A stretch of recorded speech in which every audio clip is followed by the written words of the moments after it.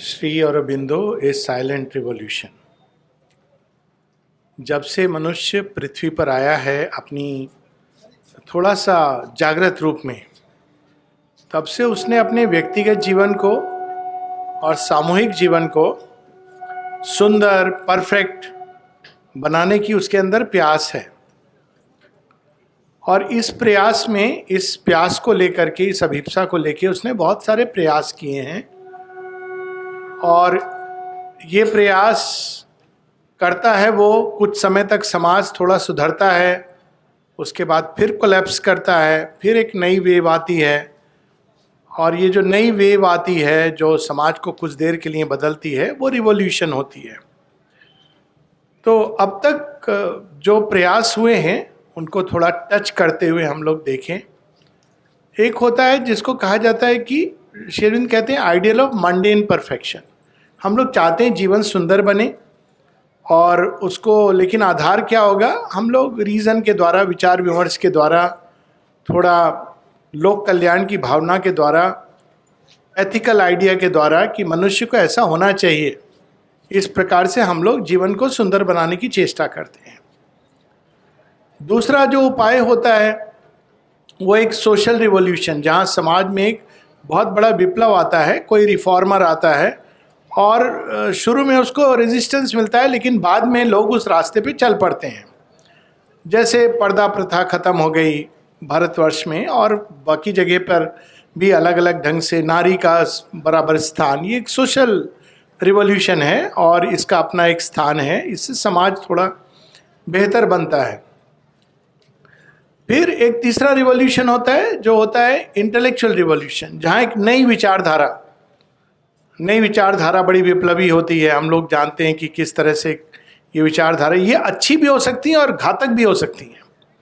नई विचारधारा है जिसमें हम लोग एक समाज को एक नए ढंग से देखते हैं, मानव जीवन को एक नए ढंग से देखते हैं। जैसे मार्क्सिज्म आई, उसने समाज को दो भाग में बांट दिया, एक अमीर है एक गरीब है, बस, और कोई डिफरेंस नहीं। और गरीब को अमीर से लेने का अधिकार है क्योंकि वो विक्टिम है, इत्यादि इत्यादि। इनके विस्तार में नहीं जाएंगे। तो ऐसी विचारधाराएं आती हैं जो समाज को अपनी छाप छोड़ती हैं। फिर एक और रिवॉल्यूशन आता है जो रिलीजियस रिवॉल्यूशन होता है। रिलीजियस रिवॉल्यूशन में कोई एक महान फिगर होती है उसके केंद्र में, जिसने कोई अनुभव किया हुआ है, आध्यात्मिक अनुभव, और उनके आसपास कुछ शिष्य आ जाते हैं जो सीकर्स हैं, और धीरे धीरे वो जो प्रकाश उसने अपने अंदर धारण किया है उसको वितरित करता है। रिलीजियस रिवॉल्यूशन, बाकी सब रिवॉल्यूशन भी कुछ समय तक चलते हैं, थोड़ा सा बदलते हैं, लेकिन मूलभूत परिवर्तन नहीं करते हैं मनुष्य के अंदर। जैसे हम लोगों ने बात की सोशल रिफॉर्म, अब स्त्री पुरुष समान हो गए, लेकिन फिर भी वही झगड़ा होगा, वही समस्याएं होंगी। रिलीजियस रिवॉल्यूशन, जब शुरू में एक जनरेशन अधिक से अधिक या दो जनरेशन तक वो इम्पल्स रहती है, वो लोग कनेक्टेड रहते हैं और एक नया प्रकाश आया है, नई ज्योति आई है, नई चेतना आई है, लेकिन मनुष्य के लिए उस पर चढ़ना बहुत मुश्किल होता है। तो क्या करता है, उस विशालता को, उस ज्योति को अपने माइंड के लेवल में क्रिस्टलाइज कर देता है, उसको एक रूप दे देता है, क्योंकि रूप देने से हम लोग को आसानी से समझ आता है मानव मन को। वह रूप धीरे धीरे और फिक्स्ड होता जाता है, क्रिस्टलाइज हो जाता है। बाद में उसमें यह हो जाता है कि अगर आप इस तरह से ये काम नहीं कर रहे हो तो आप गलत कर रहे हो, तो आप रिलीजन से बहिष्कार, ये सब समस्याएं शुरू होती हैं। और नेचुरली बाद में वही चीज़ जो प्रारंभ हुई थी एक सुंदर भाव से डिजेनरेट करती है। श्री अरविंद का एक पत्र है जो दादा पहले उसको एक टाइप करके दिया करते थे कुछ एक चीज़ें, तो उसमें वो कहते हैं कि I do not believe in propaganda except for politics and patent medicine. इसमें ह्यूमर है श्री अरविंद का। For a serious work like mine it is a poison. It means hundreds of thousands of people will join who create a outer pomp show. outer pomp show क्या होता है कि एक उत्सव मनाया जा रहा है प्राण के आवेग से, बहुत बड़ा उत्सव है, खूब मजा आ रहा है, सबको गए वहां पर। तो outer pomp and show from which the truth recedes into the secrecy of its silence. एक सेकंड के लिए कल्पना कीजिए, इसका मैं तो एक उदाहरण इस तरह से देता हूँ। कृष्ण जन्मोत्सव होता है हमारे यहाँ, जो एक पास्ट उसका बता रहा हूँ, जिसमें गरबा डांस होता है, उसके बाद चाट पकौड़े होते हैं, सब होते हैं, ड्रेसेस की चर्चा होती है, मैच मेकिंग होता है, ये सब होता है। कल्पना कीजिए एक सेकंड के लिए उस मंडली में वास्तव में श्री कृष्ण मौजूद है। अब देखिए व्यवहार कैसे बदलेगा। लेकिन रिलीजन में क्या होता है, वो जो केंद्र है ना वो चला जाता है, और वो केंद्र जब चला, truth recedes in the secrecy of it silence. अब आगे श्री अरविंद कहते हैं this is what has happened to religions. उसमें से सत्य चला गया, और भारत में तो कम से कम सनातन धर्म में उस सत्य को पुनर्जगाने की मास्टर्स के द्वारा एक प्रोसेस है।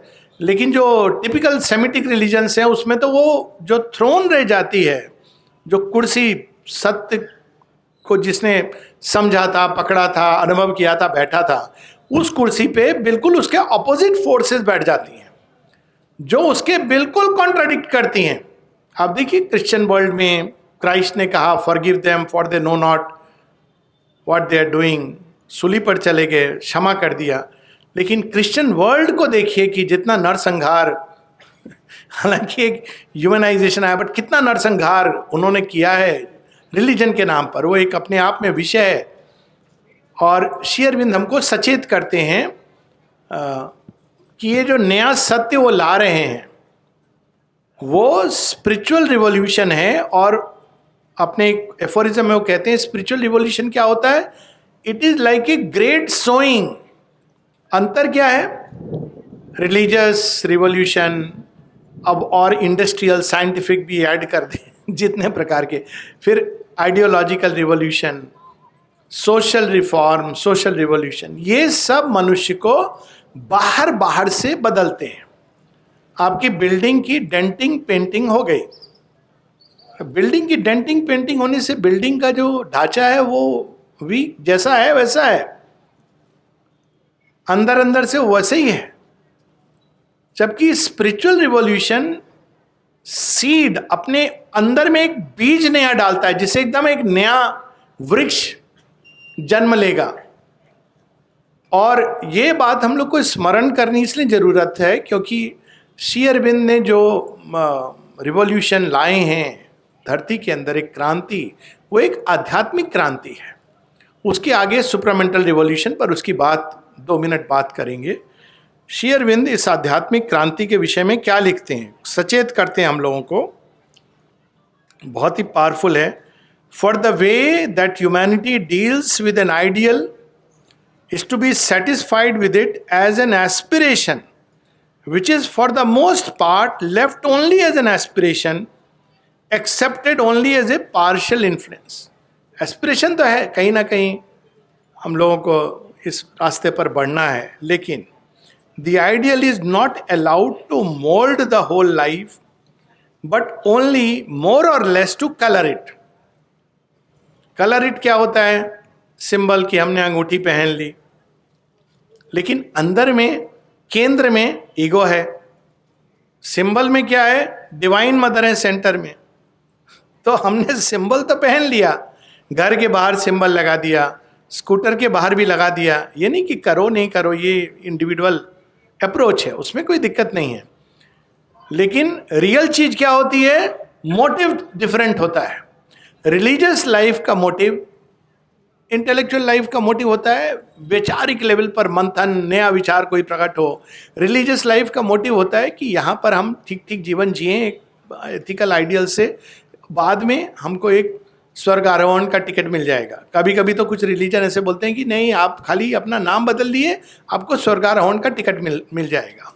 अब ये तो मूर्खता है, लेकिन यहाँ हम लोग मूर्खता की बात नहीं करें तो। लेकिन स्पिरिचुअल रिवॉल्यूशन इंसिस्ट करती है कि आपको बदलना है। माता जी एक वर्ड यूज करती है, कन्वर्शन, न्यू बर्थ, ये सब शब्द माँ ने यूज किए हैं। न्यू बर्थ, माँ कहती जब तक न्यू बर्थ नहीं हुआ है तब तक ये प्रारंभ ही नहीं हुई है यात्रा। न्यू बर्थ, यही वो अग्नि का जन्म है। अग्नि को ऑफस्प्रिंग, बच्चे के रूप में भी वेदों में देखा गया। तो वो न्यू बर्थ क्या है? हमारे अंदर एक नई एस्पिरेशन जन्म लेती है, जिसके अनुसार अब हम जीवन को बदलना चाहते हैं। केवल बाहर बाहर से नहीं, अंदर में उसके मूल स्प्रिंग्स में बदलना चाहते हैं।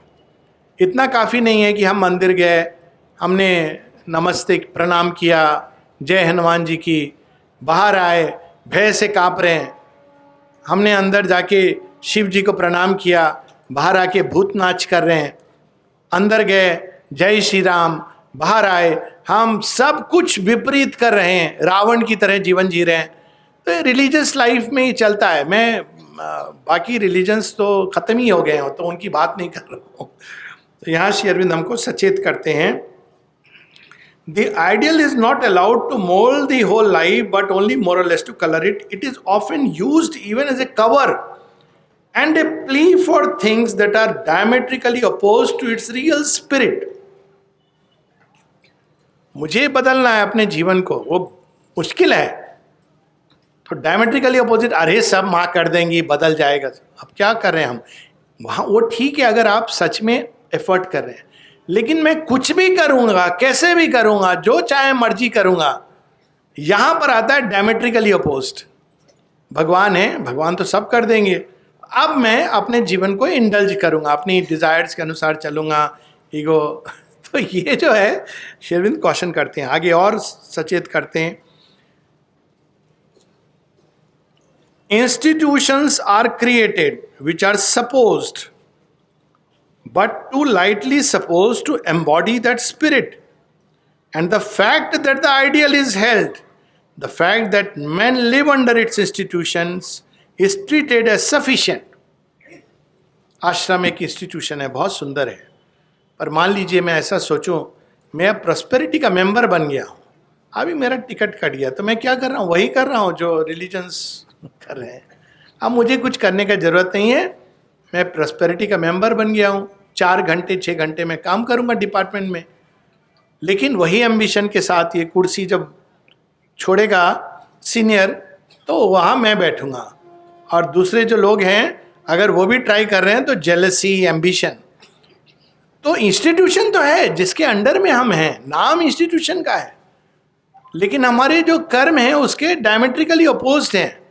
तो श्री अरविंद इन सब के प्रति सचेत करते हैं। अंत में कहते हैं, बहुत लंबा पैसेज है, मैं छोटा सा, symbols, types, conventions, ideas are not sufficient. A spiritual symbol is only a meaningless ticket unless the thing symbolized is realized in the spirit. Meaningless ticket क्या होता है कि आपने वो ऑप्शंस देखे फ्लाइट के, स्क्रीनशॉट लेके पहुंच के आपने टिकट खरीदा नहीं है, आपको भीतर नहीं जाने दिया जाएगा. मीनिंगलेस टिकट क्या होता है? क्या हमने पूरे लाइफ में सिंबल रखा अपने पॉकेट में, लेकिन उसको अपने जीवन में उतारा नहीं, तो जब हम आगे की यात्रा होगी तो वो ये नहीं देखा जाएगा, वो ये देखा जाएगा कि हमने उसको जीवन में उतारने की चेष्टा की कि नहीं करी कि नहीं करी. और इसका कोई बाहरी प्रमाण नहीं है, इसका प्रमाण केवल डिवाइन मदर और हमारे बीच में है. बाहरी प्रमाण ये नहीं कि हम कितने बार गए, हमने कितने बार माथा झुकाया, वो सब अच्छी बात है, सुंदर बात है, लेकिन हमने क्यों झुकाया, कितना कॉन्शियसली अंदर में अपना सब कुछ गिफ्ट किया, ये हम लोग नहीं जानते. ये केवल भगवान जानते हैं, ये बाहर से देख करके नहीं पता चलता है. लास्ट में कहते हैं Shri Arvind, the divine perfection is always there above us, but for man to become divine in consciousness and act and to live inwardly and outwardly, the divine life is what is meant by spirituality. All lesser meanings given to the word are inadequate fumblings or impostures. ये बहुत लंबा passage है, बहुत सुंदर chapter है, the advent and progress of the spiritual age, और ये हम सबको पढ़ना चाहिए. ये advent and progress of the spiritual age human cycle में श्री अरविंद सचेत करते हैं कि आने वाले समय में क्या चीज़ इम्पॉर्टेंट है, कि हम अंदर भी हमने माँ माँ माँ चल रहा है, लेकिन बाहरी जीवन में हमने कुछ भी बदला नहीं. माइक जे कहती हैं तुमको पूरी चादर को बदलना है. और उसके लिए उन्होंने पूरा बताया, जैसे फॉर एग्जाम्पल चैत्य सत्ता बाहर आई कि नहीं आई, एक सिंपल एक हो सकता है हम लोग का एक फर्स्ट स्टेप गोल, कितना भी समय लगे, 10 साल 20 साल, एक लाइफ, डजेंट मैटर। तो यहाँ पर जो चीज हम लोगों को रिमेंबर याद रखनी है कि कहीं हम भूल से एक रिलीजियस मूवमेंट या एक एम्बिशन से ड्रिवन मूवमेंट, एम्बिशन बड़ी भयानक चीज है, स्पिरिचुअलिटी में भी आती है। 2 उदाहरण मैं देता हूं। एक उदाहरण, एक व्यक्ति लाइव डिवाइन पढ़ते थे, लेक्चर भी देते थे उस पर, आश्रम आए, उनको बड़ा अभिमान था, हम तो समझ गए हैं, समझते हैं लाइव डिवाइन। उनकी पत्नी आई, वो नहीं कुछ समझती थी, वो बस रोज अम्बा जी का पूजा करती थी।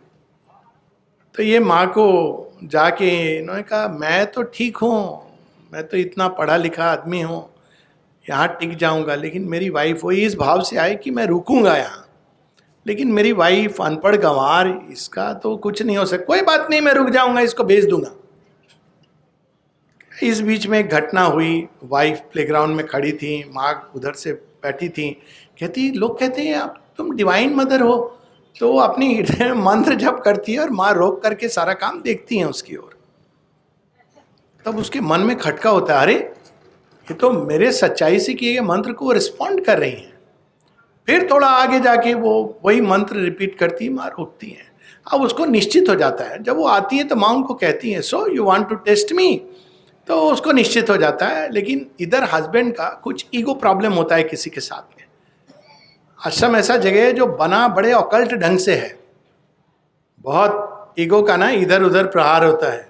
आप वहाँ रहे, हम बड़े सिंसियर डिवोटी हैं, पूरा टाइम काम करते हैं, वो जो वहाँ गेट पर बैठा है ना, वो ये सब नहीं कंसिडर करेगा, प्रारंभ वहाँ से शुरू हो जाता है। खैर, तो वो बोलता है हम लोग चलेंगे यहाँ से, हम नहीं रुकेंगे यहाँ। तो वाइफ बोलती, मैं तो नहीं जाऊंगी। तू क्यों नहीं जाएगी? ना, मुझे यहीं रहना है। बाद में अंत ये होता है कि वो चले जाते हैं, वाइफ रह जाती है। तो ये अंदर का जीवन, उसको बदलना इतना इम्पॉर्टेंट है। एक और आश्रम की बात बताता हूँ, श्री अरविंद आश्रम नहीं, श्री रामकृष्ण आश्रम, दोनों बहुत अद्भुत, एज ए योगी मतलब। तो वहाँ के एक स्वामी जी मुझे एक बार बता रहे थे, बोले अरे बहुत एम्बिशन हो जाता है लोगों में। वो यंग स्वामी था, उसको किसी ने बुला लिया रिबन काटने के लिए। अरे रिबन काटने में क्या है इसमें? तो जो सीनियर स्वामी था इतना नाराज हुआ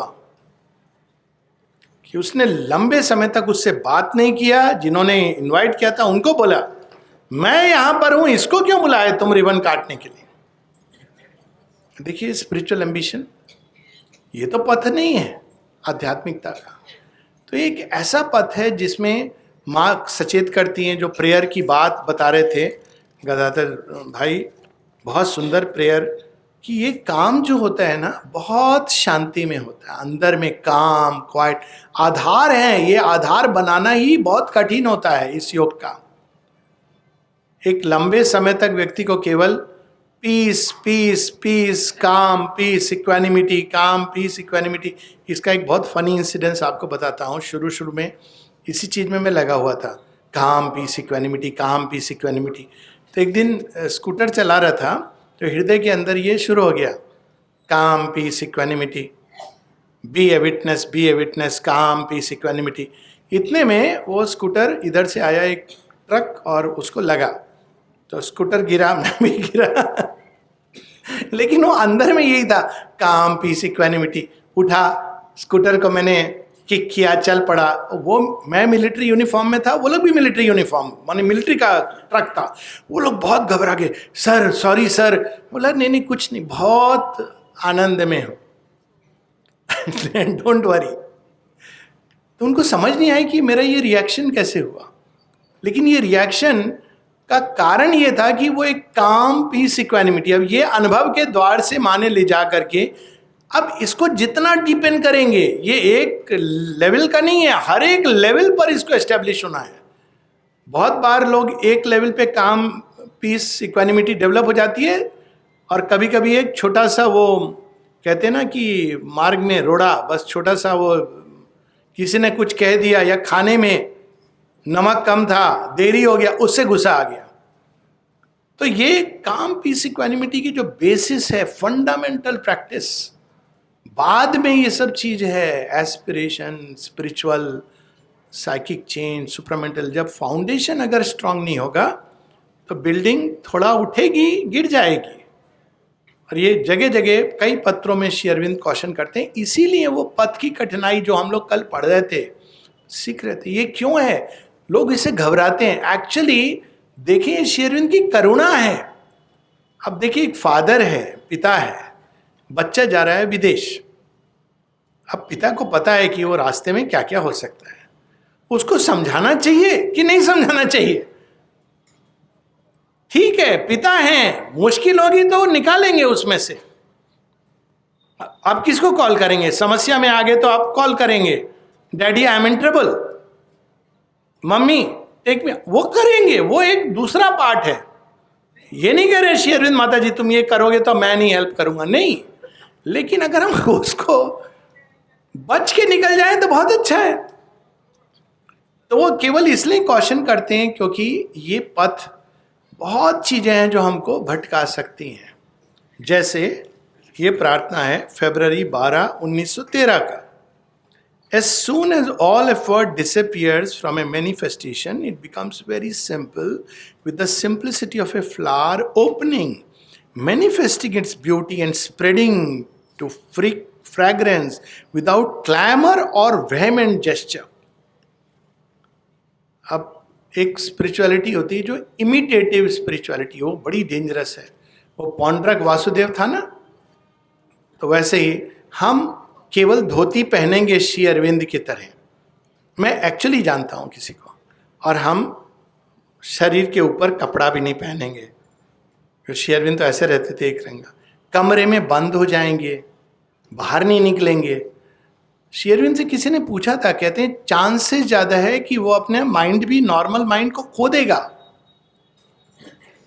एक नॉर्मल व्यक्ति की तरह जीते हुए, ये जो हम लोग को एक भाव होता है कि साधना मतलब you have to do extraordinary things. अंतर क्या होता है? अंतर ये है, एक साधक और एक नॉर्मल, उसमें in normal life we do even extraordinary things with ordinary motives, and in sadhana we do the most ordinary things but with extraordinary inner consciousness. वो extraordinary अंदर है, छोटी सी चीज है, फूल चढ़ा रहे हैं, वॉकिंग के लिए जा रहे हैं, मित्र से मिलने गए हैं, लेकिन अंदर में जो भाव है, जो मोटिव है, वो अलग है, कॉन्शियस है, विजिलेंट है। तब ये धीरे धीरे एक स्टेट आती है जब वो एफर्टलेस, क्योंकि वो चीज बीज अंदर में बढ़ने लगता है। अब ध्यान कर रही है माँ, क्लैमर और vehement gesture, and in this simplicity lies the greatest power, the power which is least mixed and least gives rise to harmful reactions. और ये बहुत देखा है मैंने, मतलब साइकेट्रिस्ट भी हूँ और काफ़ी वो फील्ड ऐसा है। लोग आते हैं, वो कहते हैं जिसको वेहेमेंट, उसके साथ में कि अब हम साधना कर रहे हैं, तो पहले तो एक लेबल अपने ऊपर खुद दे देते हैं कि मैं साधक हूं। अब साधक हूं, मैं बड़ा हूं, भिन्न हूं, नया हो गया हूं कोई एकदम अपने आप में। अब उसमें धीरे धीरे एम्बिशन प्रवेश कर रहा है। ये तो साधारण लोग हैं, मैं साधक हूं। अब वो क्या होता है, साधक बाहर से एक व्यवहार करेगा। क्या व्यवहार करेगा? वो एकदम चुप रहेगा, स्माइल नहीं करेगा, बोलेगा नहीं। ये आइडियाज हैं, कहीं पर श्री अरविंद मान ने इसके बारे में नहीं लिखा है इस तरह से। अंदर का चेंज जरूरी है, उससे आपका बाहर का जीवन फ्लो करना चाहिए। तो ये करके जीवन जीने लगते हैं। धीरे धीरे धीरे अंदर में वो अहंकार कि मैं साधक हूं, यही बढ़ने लगता है। जबकि साधना का पहला नियम है कि मैं शिशु हूं। पहले तो ये सब जो अहंकार तरह तरह के जाने होते हैं, अब उसको हम एक्सचेंज कर लेते हैं एक नए अहंकार से। मैं स्पिरिचुअल सीखा, मैं स्पिरिचुअल व्यक्ति हूं। तो व्यक्ति क्या है ये माँ जानती है, वो सिंसेरिटी। और हम क्यों अपने आप को देख के जज करके, वो बाहर से जब हम ये करते हैं कई लोगों को मैं जानता हूं, लोगों ने मिलना जुलना बंद कर दिया, केवल एक रंग का कपड़ा पहनते थे। ये मैं एक्चुअली जानता हूं, क्योंकि एक कपड़ा मैं दूसरा पहनूंगा तो मैं साधना से दूर जा रहा हूं और बाद में साइकोलॉजिकली डिस्टर्ब्ड हो गए, क्योंकि अंदर में जो चीजें होती हैं वो तो आज नहीं तो कल वो अपना रूप लेंगी। तो यहां पर वो सचेत कर रहे हैं, the power of the vitals should be mistrusted, it is a tempter on the path of the work and there is always a risk of falling into its trap. ये खासकर ऑर्गेनाइजेशन, इंस्टीट्यूशंस को बहुत careful रहना है। कभी कभी हम लोग इसमें भी हाइपर मोड में, हमने इतना सारा वेबिनार सेमिनार होल्ड कर लिया, हमको ये देखना है हम क्यों कर रहे हैं। ये बहुत लोगों को पुल करना, श्री अरविंद का एक लेटर है, I am not keen to pull, I am not keen और anxious to pull many people on the path, especially the young adolescents. अब वो तैयार है कि नहीं, आपने पुल कर लिया। वो स्टार्ट करना तो बहुत आसान होता है यात्रा को, लेकिन उस पर चलना कठिन होता है। एक गुरु नानक जी की कहानी है, अब देखिए क्या हो गया है, वो पूरा मूवमेंट कहाँ चला गया है, बर्बाद हो गया है। वो खालिस्तान ये सब सुन रहे, लेकिन वो मूवमेंट में ही गुरु नानक जी की कहानी है कि किसी ने उनको कहा आप तो एक पूरा एक नया गांव बसा लिए, यहाँ सब आपके डिवोटी हैं, करतारपुर। तो बोलते अरे इतने फॉलोअर्स आपके हो गए हैं। उनका जो एक क्लोज डिसाइपल था उसने पूछा, तो बोला सच में तुमको लगता है ये सब मेरे फॉलोअर हैं? हाँ, सब आपको मानते हैं। उस समय फोटो नहीं होता था, लेकिन सबका घर में कुछ कुछ आपका वो है। तो बोले अच्छा चलो सबको बोल दो कल मैं चल रहा हूं एक यात्रा पर, लंबा यात्रा पे, गुरुजी जाएंगे, कौन कौन चलेगा? सब चलने को तैयार है, हम चलेंगे हम चलेंगे। छोटा बच्चा से लेके बड़ा बूढ़ा शुरू किए चलना। कई लोगों ने खाना बना लिया, अरे गुरुजी को ये पसंद है वो पसंद है, आपस में अरे रास्ता में क्या क्या मजा आएगा, सब शुरू हो गए। अब गुरुजी जो चलना शुरू हुए वो रुकने का नाम नहीं ले। With the wind and the weather beating around me up to the hill and the moorland I go. अब ये सब जो खाना वाना लाए थे, इनको तो रेस्ट लेना है, मजा करना है, मजा वो चलते चले जा रहे हैं। अब ये लोग, आधा लोग बोले हम नहीं चल सकते हैं, ये चलते चले जा रहे हैं। धीरे धीरे उनको दाढ़ी बढ़ने लगा, उनका रूप बड़ा फियर्स हो गया, तो लोग कहने लगे ये तो पागल हो गए हैं, हम भूल किए इनके पीछे आए। लास्ट में केवल वही डिसाइपल जो उनको पूछा था प्रश्न वही रुकता है। तो गुरु नानक जी बोलते हैं देखो कितने डिसाइपल हैं मेरे, ये मास मूवमेंट है ही नहीं। श्री अरविंद इसको बताते हैं, क्योंकि मास मूवमेंट में क्या होता है, मतलब ये नहीं कि हमको किसी को मना करना है या नहीं, जो अपने आप लोग आते हैं, लेकिन ये एक ऐसी चीज है जिसके अंदर एक बहुत सत्यनिष्ठा की आवश्यकता है। आप न्यूक्लियर रिएक्टर के लिए या मिलिट्री की बात हो रही थी, हर कोई एनरोल नहीं किया जाता है। अधिकार भेद श्री अरविंद के एक इवनिंग टॉक्स में है, ये अधिकार भेद बहुत जरूरी है। ये एक फॉरवर्ड से हम लोग चलो ढोल पीट के हम लोग कितने लोग को जोड़ लेंगे जरूर। बहुत लोग हैं जो इमोशनल एक्साइटमेंट में जुड़ते हैं। इमोशनल एक्साइटमेंट वो बबल की तरह है जो ज़्यादा दिन लास्ट नहीं करता है। ये सारे वे लोग जानते हैं जो एडोलेसेंट में इमोशनल एक्साइटमेंट में प्रेम करते हैं, शादी कर बैठते हैं, बाद में उनको पता चलता है ये तो प्रेम था ही नहीं। शुद्ध भक्ति क्या होती है तो बहुत बाद में पता चलती है, जब एकदम सब शांत हो जाता है। आगे वो बता रहे हैं, for it gives you the taste of immediate results. बहुत चीज मैंने देखी है, कभी कभी सेंटर में quiz competition on Shri Aurobindo, क्या फर्क पड़ेगा अगर उसको मतलब ऑर्गेनाइज करना, बर्थडे से meaning in this yoga. One person who is sincerely doing the yoga is much more important than 1,000 well-known persons. ये नहीं कि उनको आना निषेध है, अपने जॉय से आए। पुराने समय में क्या होता था, यज्ञवल्क्य के आश्रम में राजा जनक इनविटेशन पे आते थे क्या?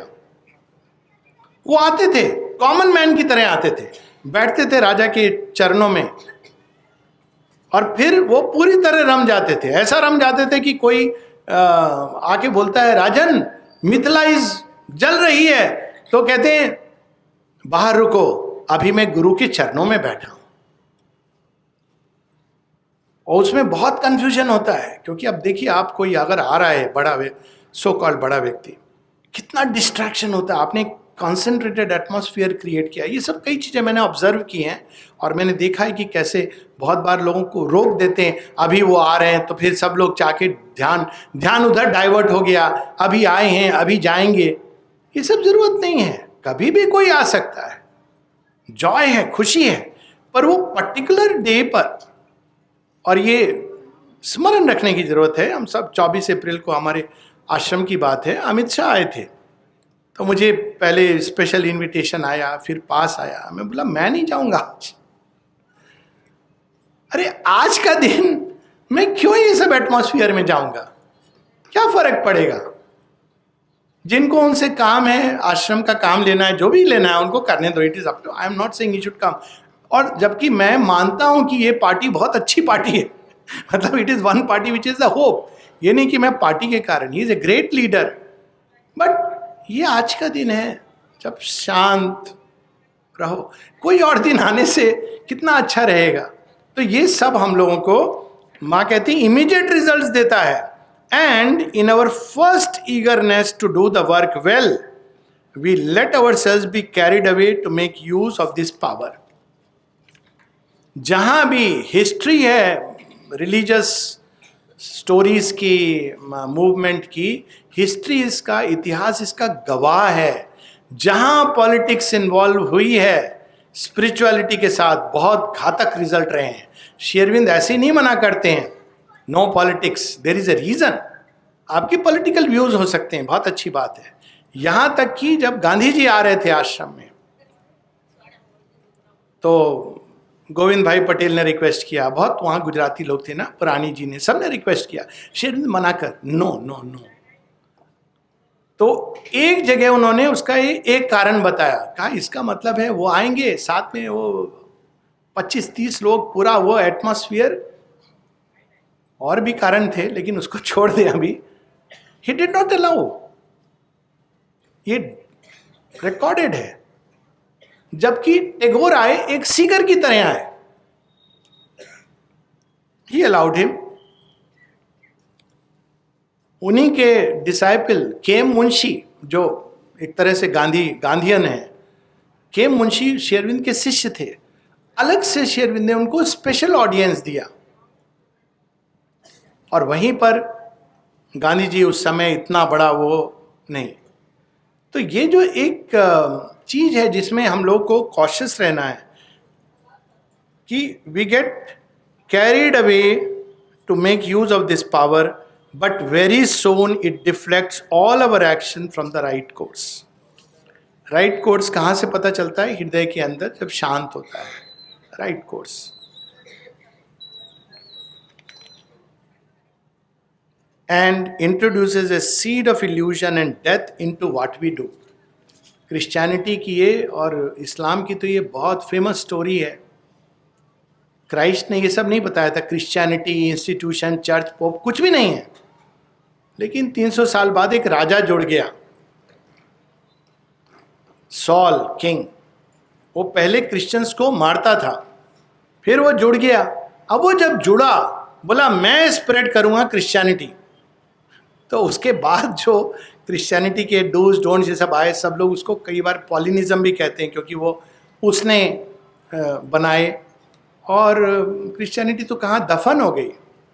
यहाँ तक कि बर्ट्रैंड रसेल से किसी ने पूछा कि कितने क्राइस्ट हैं, कितने क्रिश्चियन हैं इस देश में? कहते हैं पूरे संसार में एक ही था जिसको सूली पर लटका दिया।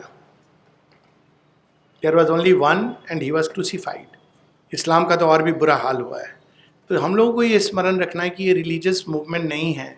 ये धीरे धीरे जैसे एक बीज होता है, पोषित होता है टाइम से, लेकिन ये बीज शाश्वत बीज है, ये निश्चित रूप से निकलेगा। This was a seed cast in endless time.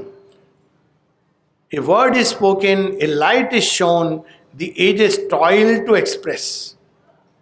अपने आप वो बीज अंदर से पकड़ेगा, जिसके जिसके भूमि तैयार है उसको पकड़ेगा। और अगर उसमें हम लोग श्रद्धा का, भक्ति का, समर्पण का, सेवा का, सत्यनिष्ठा का हम लोग उसमें पानी डालेंगे तो पूरी तरह फलित होगा। अब माँ बताती हैं simplicity, simplicity, how sweet is the purity of thy presence. यहाँ पर मुख्य आशय यही है कि ये शांति में साइलेंट रिवॉल्यूशन, ये है रिवॉल्यूशन, क्रांति, लेकिन ये ढोल नगाड़ा से की जाने वाली क्रांति नहीं है। जिस साल सुप्रामेंटल मैनिफेस्टेशन होता है उस साल न्यू ईयर का मैसेज है माँ का, 1 जनवरी 1956 को, the greatest victories are the least noisy, the advent of a new world is not announced by the beating of drums. नया जगत आ गया, नया जगत आ गया, आ जाओ आ जाओ आ जाओ। ये एक ऐसी चीज है जो अंदर से बाहर उद्घाटित होगा, और इसी चीज को जगह जगह इसका संकेत देती हैं। It is not bye the beating of drums, एक अंदर की शांति में प्रकट होने वाली चीज है। और वही हम लोगों को, जितने भी लोग, अब इसमें बस एक अंतिम प्रश्न ये रह जाता है, लेकिन अब ये है, ये भी सच्चाई है कि बहुत जगह पर ये एक रिलीजियस मूवमेंट का रूप ले चुका है। अब क्या करना चाहिए? करना ये चाहिए कि कहीं रिलीजियस, कहीं फिलोसॉफिकल, आइडियोलॉजिकल, ये दोनों एक ही लेवल पर करना ये चाहिए कि जो लोग रियली माँ का काम करना चाहते हैं, जिनके अंदर उनको लगता है कि यही मेरा असल जीवन है, उनको अपने अंदर इस एस्पिरेशन की अग्नि को और अधिक तीव्र करना चाहिए। इतना ही है, बर्डन बढ़ गया है उनका, क्योंकि आप अब ये वही अग्नि अब ज़्यादा, अब what ever be the reason, उसको लेके चलना है, लेकिन अपने अंदर में उस अग्नि को और बढ़ाना है। ये उन लोगों के लिए जो लोग इस योग में सच में, जिनको कॉल है योग की, शेरविंद बताते हैं दे आर रिप्रेजेंटेटिव्स।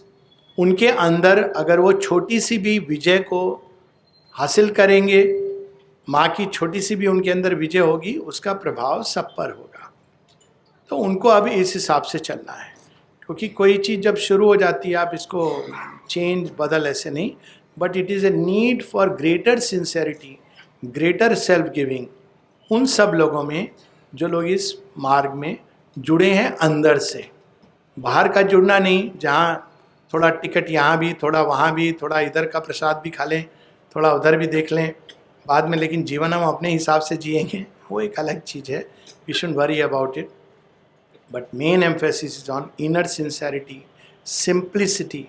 भगवान ये नहीं अपेक्षा करते हैं कि हम बहुत बड़ा बड़ा काम करें उनके लिए, वो ये अपेक्षा करते हैं कि हम जो भी करें, बड़ा या छोटा, हम सच्चे भाव से, निष्ठा से करें, शांति से करें, उनको निवेदित करके करें, हमारे अहंकार को सामने लाके नहीं, बल्कि अहंकार तो ना हो ये मान के कि उनका काम है, वही कर रही हैं, और रिजल्ट जो होगा वो भी उनका है।